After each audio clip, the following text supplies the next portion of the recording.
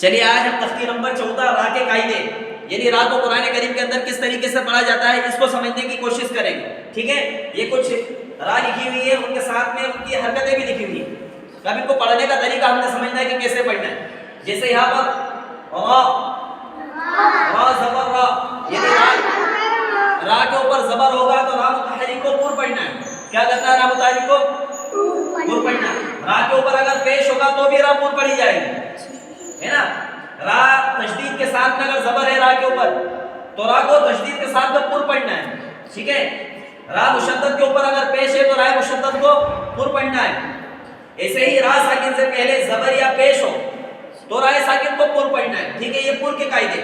اس کے ساتھ میں ایک اگلا قاعدہ ہے، یہاں پر کچھ حرف لکھے اس کے ساتھ میں را ساکن لکھی. یہ حروف مستعلیہ ہیں، یہ وہ حرف ہیں جو قرآن کریم کے اندر ہمیشہ پور پڑے جاتے ہیں. اگر یہ رائے ساکن کے بعد میں ان حرفوں میں سے کوئی حرف اگر آتا ہے تو رائے ساکن کو ہر حال میں پور پڑھنا ہے. ٹھیک ہے، ایسے ہی یہاں پر رائے ساکن کے نیچے اگر زیر ہوگا تو رائے ساکن نہیں، را کے نیچے اگر زیر ہوگا تو را باریک پڑھی جائے گی. را مشدد کے نیچے اگر زیر ہوگا تو را مشدد باریک پڑھی جائے گی. رائے ساکن سے پہلے اگر زیر ہے تو رائے ساکن کو باریک پڑھنا ہے. ٹھیک ہے، رائے ساکن سے پہلے اگر زیر ہے تو رائے ساکن کو باریک پڑھنا ہے. ایک را اور لکھی ہوئی یہاں پر، را سے پہلے اگر یا ساکن ہے تو را ہر حال میں باریک پڑھی جائے گی.